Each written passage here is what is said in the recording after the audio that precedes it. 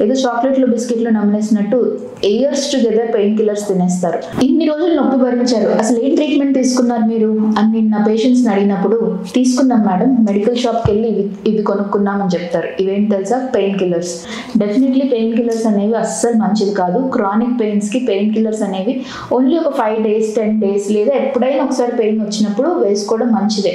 అంతేగాని every day ఒక RMP doctor దగ్గరికి వెళ్ళో మెడికల్ షాప్కి వెళ్ళో ఆ పెయిన్ని జస్ట్ మాస్క్ చేసుకోవడానికి ఇలాంటి రకమైన పెయిన్ కిల్లర్స్ని అస్సలు తీసుకోకండి. అండ్ యూజువలీ రూరల్ సైడ్ మేము చూసేది ఏంటంటే ఈ స్టిరాయిడ్స్ అనేవి ప్రిస్క్రైబ్ చేస్తారు. డెక్సామెథాజోన్, ప్రెడినిజోన్, ఇట్లాంటి స్టిరాయిడ్స్ ఏదైతే చీప్గా ఉంటాయో పెయిన్ ఇమీడియట్గా తగ్గిపోతాయి. బట్ దీని లాంగ్ టర్మ్ సైడ్ ఎఫెక్ట్స్ అనేవి చాలా ఉంటాయి.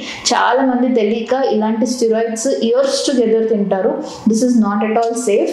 ఆల్వేస్ పెయిన్ కిల్లర్స్ అనేవి మీ డాక్టర్ ఏ type of painkiller prescribe చేస్తారో, ఏ డోస్లో ప్రిస్క్రైబ్ చేస్తారో, ఎన్ని డేస్ ప్రిస్క్రైబ్ చేస్తారో ఇంతే తీసుకోండి. వాళ్ళు రాసిన దానికన్నా ఎక్కువ డేస్ పెయిన్ కిల్లర్స్ మాత్రం అస్సలు సేఫ్ కాదు.